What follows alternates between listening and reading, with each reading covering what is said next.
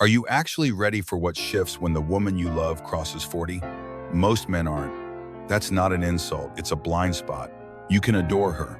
You can believe you know her, down to the last habit and sigh, and still, something arrives that you can't interrupt or negotiate with. It doesn't announce itself. It's quiet, like a hairline fracture you don't feel until the pressure changes. One ordinary day, she looks at you differently. Not colder, just farther. And you have no idea why. It's not that her love evaporates. It's that something deep recalibrates. Her mind starts pushing back against the clock. The mirror, once a friendly witness, turns into an interrogator. Without planning to, she starts chasing confirmation that she still shows up to the world. Not from you, oddly, from life itself. From glances, small gestures, a comment here, a heart there. It's not vanity, it's a primal fear, the fear of fading out of frame. And here's the part that stings. Without meaning to, you become the symbol of everything that anchors her to the old script. Not because you did something wrong, not because she resents you, but because your presence marks the routine she's outgrowing. You're the archive of her yesterday, while she tries to feel today. So you look around and think, we're fine. But one afternoon you notice she's present and absent at the same time. In the room, but not in the same story. And the most disorienting piece? None of this qualifies as your fault. This is biology, psychology, human software rewriting itself. And most men don't spot the update until it's halfway installed. Stay with me, because if you follow this to the end, a light switches on. You'll learn the signals no one trains men to read, and more important, you'll learn how to protect your heart and your home before that internal reconfiguration starts picking locks. The transformation rarely explodes. It drips. The first drop is silence, but it's a heavier silence, colder around the edges. She used to bring you everything random, ideas, hurts, gossip, wonder. Now she doesn't. Not because her life went blank, because she's practicing a new language, talking to herself. In that practice, her inner world expands quickly, and it can be intimidating to watch. She starts studying her life as if it belonged to someone else. She audits choices she made with 2 5-year-old dreams and 3 5-year-old pressures using 4 0-year-old clarity. Why did she surrender that goal? Why did she endure that season? When did she step out of her own spotlight? These aren't passing curiosities. They're charges wired to memory. While you think she's just reflective, she's itemizing her life. Years invested, dreams shelved, promises that never materialized. Not to wallow, she's trying to survive a new priority map. What once filled her cup now feels like plastic fruit. Love stops feeling like a sanctuary and starts feeling like structure. And that's the dangerous slope. When love gets predictable, the mind hunts for spark. Not always another person, often another sensation. The thrill of being a question mark again. The jolt of being seen without context. Enter the environment. Social media turns into a quiet lab where she tests whether the world still reacts. She won't call it validation. She'll call it sharing. But those tiny pings, comments, likes, double takes are little dopamine receipts that whisper, you still have voltage. When those receipts begin to substitute for what she once found at home, the emotional ledge gets slippery. It's not that she's auditioning replacements. She's trying to prove to herself that she's still in color in a culture that equates value with visibility. The insidious part? Change hides in details. She drifts to the other side of the bed. A new perfume appears, and it doesn't smell like your history. Her laugh tilts into a different register. She listens, but you can tell the elevator of her attention stops 1 floor short. Micro disconnections. Nothing you can wave around in a fight, everything that compounds over time. And when distance becomes muscle memory, returning can feel unnatural. She'll attempt it. She'll try date night, a movie, a weekend. But something inside whispers, don't go back to the version that forgot you. This is where men step into a trap. We pull out logic like a wrench. We offer solutions, lists, plans. But this isn't a loose bolt. It's an emotional weather system, and weather doesn't negotiate with bullet points. It's not about what you give, it's about what she can no longer feel. You can pile on safety. Safety can't feed a starving soul.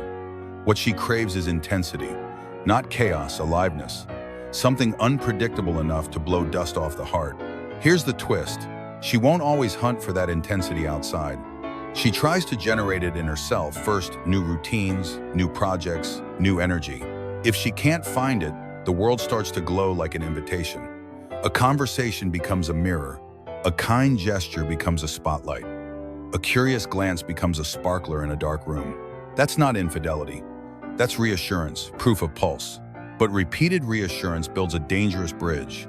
The more often she steps out there to feel what she no longer feels in here, the harder it becomes to come back. Not because she stopped loving you, but because she is finally learning to love herself. And that lesson often demands casualties. This is the pivot many men miss. Most partners aren't lost to a rival. They're lost to an older, sleeping self who finally woke up and wants the lead role. When she wakes, she wants meaning. If she can't find it with you, instinct tells her to keep moving. Turning 40 isn't arithmetic, it's a threshold. The body changes, sure, but the soul sharpens. It gets choosy, conscious, exacting. While you stabilize the perimeter, she interrogates the foundation. What used to be rock turns to question marks. What used to be routine starts to resemble a cage. With each week, the distance between who she's been and who she's becoming widens a notch. Here lies the paradox that breaks hearts. You still adore the woman you met, but she doesn't live here anymore. The eyes and voice match, but the operating system is newer and it doesn't run old apps. If you don't re-meet her, you will lose her in slow motion, certain that she's still around because the outline matches. Female reconfiguration isn't always visible on the surface. You feel it in the temperature of the room. And when the room feels different, the process is already well underway. Let's go one level deeper. This shift doesn't just change her, it can renovate you if you allow it. What feels like a threat can become an education in desire, fear, and rebirth. Because when a woman crosses 40, she doesn't vanish, she edits. If you don't learn to accompany the edit, you'll freeze frame her in your memory while she lives a sequel under the same roof. Meanwhile, she carries a strange blend of emotions she might never verbalize. Guilt and liberation. Guilt for questioning what she invested decades building. Liberation for daring to question it at all. It's an internal tug of war between the role she played and the self that wants the stage. Beneath that struggle hums one darker current, the sense that time has gained speed. She won't say it out loud, but every mirror, every birthday, every throwback photo hums the same note. Hurry. That note reshapes perception. Not deliberately, subtly. Love begins to feel predictable. Desire begins to feel scarce, like rain in a dry season. The flutter from a passing compliment starts masquerading as proof of life. That's the inflection point where people make choices they'd once sworn off. When a person feels the hourglass in their chest, the nervous system doesn't ask for logic. It begs for impact. Understand this. Seduction isn't a magnet. It's a painkiller. It soothes the ache of expiration. She isn't trying to substitute you. She's trying to convince herself she still glows in a youth-obsessed feed. Filters, comparisons, before and afters, those pour gasoline on the ember. Every second spring at 40 headline flicks a switch. A story starts writing itself. Something is slipping. The myth grows teeth, that the clock doesn't just measure time, it fences desire. That myth is the real enemy, not you, not age, not even attention. An old, cruel narrative that says a woman's value is indexed to being looked at. It's corrosive because it burrows so deep she can't tell whether she's chasing freedom or running from erasure. That's the trap, confusing validation with liberation. You see her smiling and assume the storm passed. But behind that smile, there's weather doubts, rehearsed explanations, unvoiced prayers. She can't hand you a clean sentence for it because it's not a sentence. It's a season. How do you confess you feel foreign to your own reflection? How do you ask for desire when you're not sure whether you want love or absolution? Many men clamp down here. We argue, promise, negotiate. But when a heart is in emotional mode, arguments turn to static. What follows isn't always a blow-up. It's a soft shutdown. No fireworks, just fatigue. She speaks kindly but without spark. She looks at you warmly but without hunger. You feel the fracture and can't name it. You try to resurrect the beginning, but the beginning is gone. She's rebuilding from first principles, and your life together is part of the set she's reconsidering. That sounds brutal. It is if you don't act in time, and if act means force the past to return. The instinct to clamp down is strong. Resist it, because stability is not the same thing as love. Stability can be comfort. It can be resignation. Love, especially here, requires movement, intrigue, and earned unpredictability. If she can't taste that with you, she'll go hunting for the memory of it. Not to betray, but to remember what it feels like to be vividly alive. So what do you do with that truth that aliveness is the currency and routine is inflation? Here's where most men lunge for the fire extinguisher and spray foam over everything that looks like heat. They double down on schedules, promises. We're okay, right? Talks. But this stage doesn't respond to control. It responds to oxygen. Not drama, oxygen. The space to feel something unscripted again, with you, not away from you. First, you stop defending the past like a trophy case. The best years weren't then if you insist on repeating them, frame by frame. The best years are the ones you co-create now. With the knowledge you didn't have then, that requires curiosity. Not interrogation, curiosity. Ask questions that don't corner her. What's calling you lately? What did you stop doing that you miss? What would feel vivid for you this month? And then vital listen without immediately volunteering solutions. When she feels you can sit in her weather without rushing to fix the sky, you stop being the museum of her old life and start becoming a co-author in the new one. Second, reintroduce tension, the good kind. Not conflict, polarity, mystery, surprise, earn distance. If every moment is predictable, desire has nowhere to hide and nothing to hunt. That doesn't mean games. It means you having a life that breathes. Depth in your work, your craft, your body, your friendships, your mission. A man lit from within changes the lighting in the room. That glow isn't boastful. It's directional. She can feel when you're not orbiting her for oxygen. The paradox. The less you over-pursue, the more attractive the bond becomes. Because it's chosen, not clung to. Third, update the language of affection. At 25, attention alone felt like love. At 40, attention without attunement can feel like noise. Attunement is presence plus precision. Notice the microsignals. The new perfume isn't just a scent, it's a thesis. The class she mentioned isn't small talk, it's a compass. The way she lingers by the window at dusk, that's a time of day asking to be ritualized together. Trade autopilot compliments, you look great, for textured noticing. The way you did your hair frames, your eyes different, it's striking.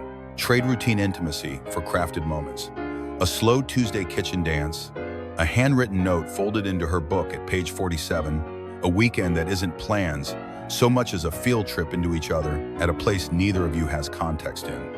Fourth, take desire seriously. Not as a thing you have or don't have, but as a garden you tend. Desire doesn't die of age. It dies of predictability and unspoken resentment. Hold regular, brave conversations about what turns you on now, not 5 years ago. About what turns her on now, not 5 years ago. Ask for specific scenes you can build together. Not pressure, not performance play. Two grown people rehearsing aliveness together in private. If you can't talk about it, you won't touch it. And if you don't touch it, the world will start tempting her to remember what touch used to mean. Fifth, subtract the invisible load. You want to feel magnetic? Become a man who lightens gravity. Handle the practical burdens you've been walking past. The scheduling, the small fixes, the errands that bleed her bandwidth. This isn't a chore list. It's desire infrastructure. Nothing floods the system with static like carrying 3 lives on one nervous system. When her nervous system rests, it opens. When it opens, it feels again. And 6, and this is the spine drop the courtroom. No cross-examinations, no scorekeeping, no but I. Monologues. You can hold your hurt without weaponizing it. You can express fear without trying to fence her. I miss how playful we were. I want to build that here again. I'm willing to experiment. Tell me what would feel alive for you, and I'll meet you there. That's leader's language, not of control, but of invitation. Now, a brief pause because this next idea lands better with your shoulders down. If the themes we're unpacking are resonating, there's a deeper dive that can give you structure, not just inspiration. We've put the patterns, exercises, and conversations that help couples navigate this exact threshold into a guide you can work through at your own pace. If you feel something in you or in her waking up and you want a blueprint for that awakening, check the first pinned comment for the link. Start today while the insight is warm. All right, back to the work. Let's talk about the algorithm in her head. Remember, seduction as a painkiller.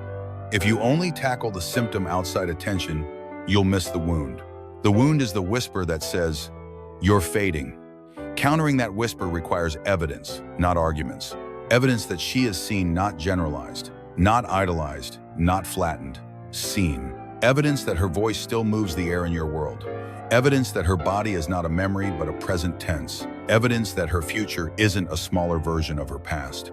Offer that evidence in 3 planes. Asterisk, asterisk. Plane 1. Identity. Asterisk, asterisk. Mirror back qualities she's cultivating now, not the ones she's been praised for forever.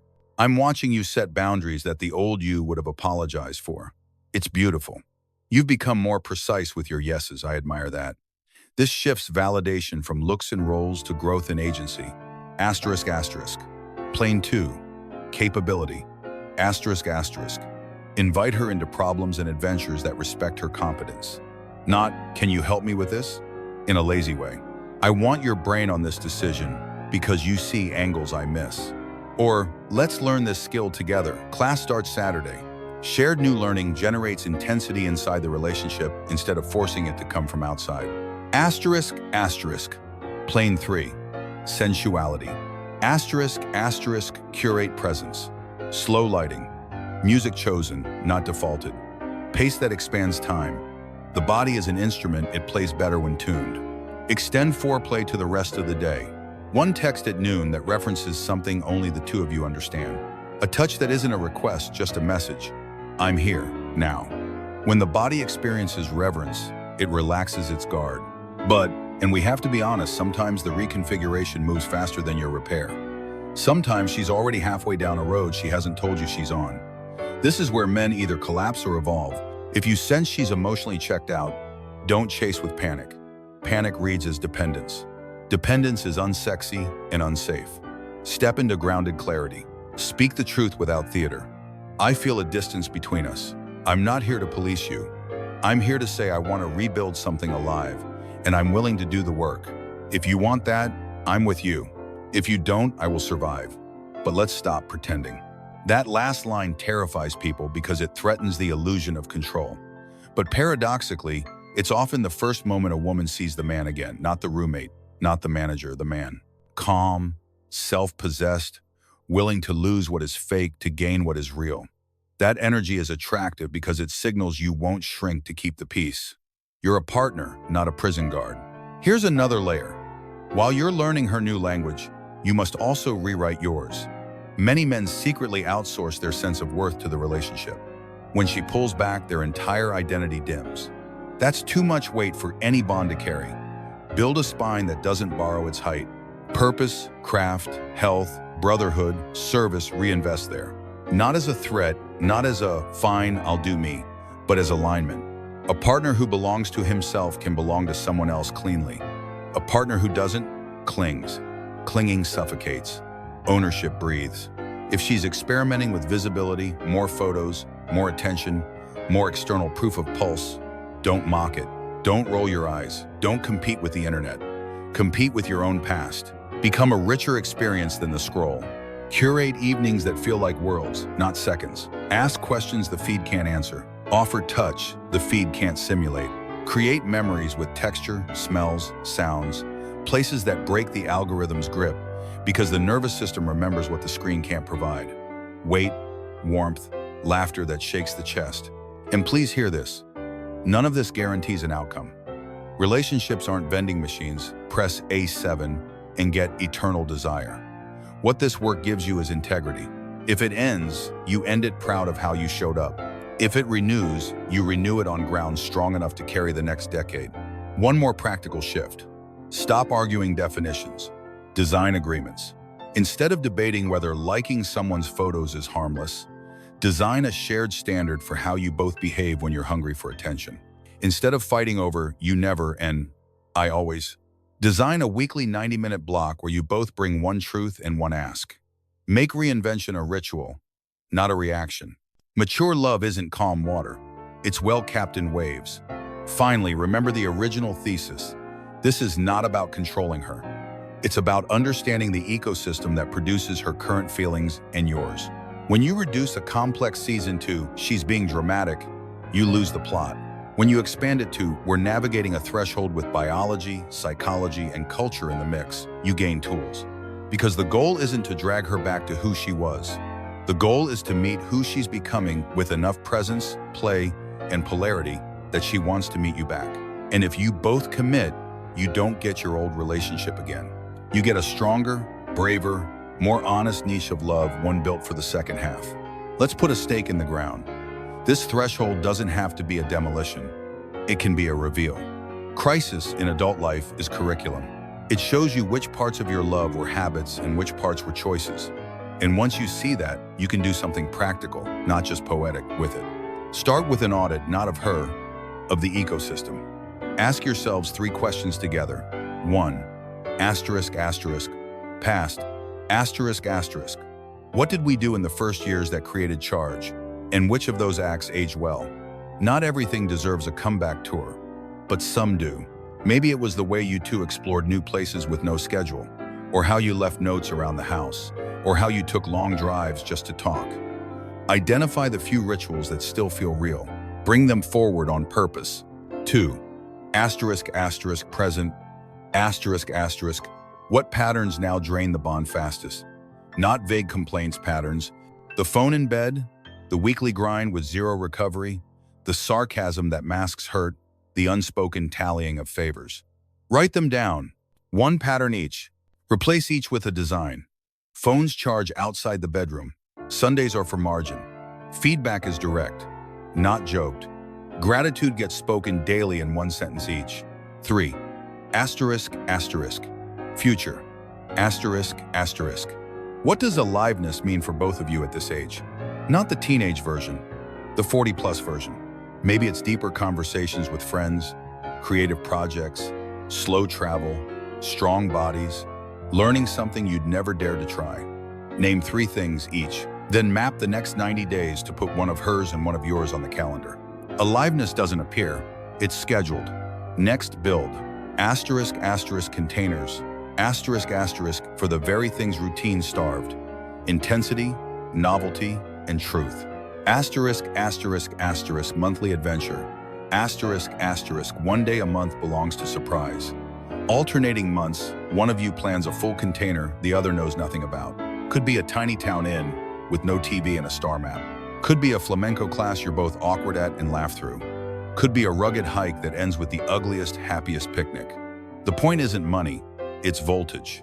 Asterisk, asterisk, asterisk, weekly desire lab. Asterisk, asterisk, 90 minutes, once a week. No phones. 2 prompts. 1 new thing I want to try with you, and 1 old thing I miss from us. The rule is curiosity over defense. You can say no.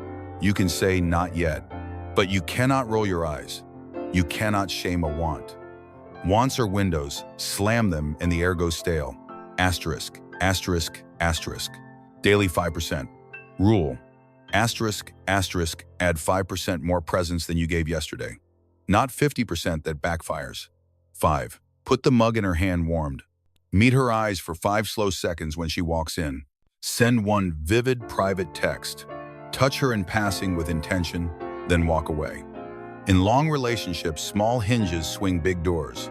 Simultaneously, take aim at the asterisk, asterisk, invisible load, asterisk, asterisk. Many women hit 40, carrying a decade of micro-responsibilities that never made it into any vows, but colonized their time anyway.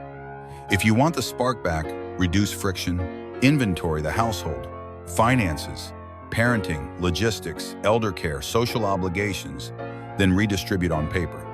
When the system is clearer, the nervous system is calmer, and calm bodies can feel heat again. This isn't chores, it's erotic architecture. Now, the asterisk, asterisk narrative detox. Asterisk, asterisk. The cruel story that value equals being seen as young is the water we're all swimming in. You won't out-argue water. You change it by creating a different microclimate at home. Praise evolution, not preservation. Celebrate lines earned, not youth mimed. When she experiments with style or visibility, frame it inside agency, not anxiety.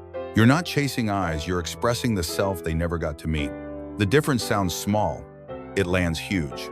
About social media, set asterisk, asterisk agreements, not ultimatums, asterisk, asterisk. Agreements sound like we both notice when we're posting to get fed. When that hunger shows up, we text each other first and plan something that feeds us together. Or, if either of us starts comparing ourselves into a bad mood, We take a 24-hour reset and replace the scroll with something embodied: walk, workout, massage, bath, dance, anything with breath and weight. You're not policing. You're protecting the bond from an engine designed to monetize your insecurity. Let's talk repair because you'll still miss each other sometimes. Have a protocol you can reach for when emotions spike. 1. Call a 20-minute timeout before the conversation goes sharp. Leash fights prevent deep cuts. 2. When you resume, each person gets 5 minutes to speak uninterrupted.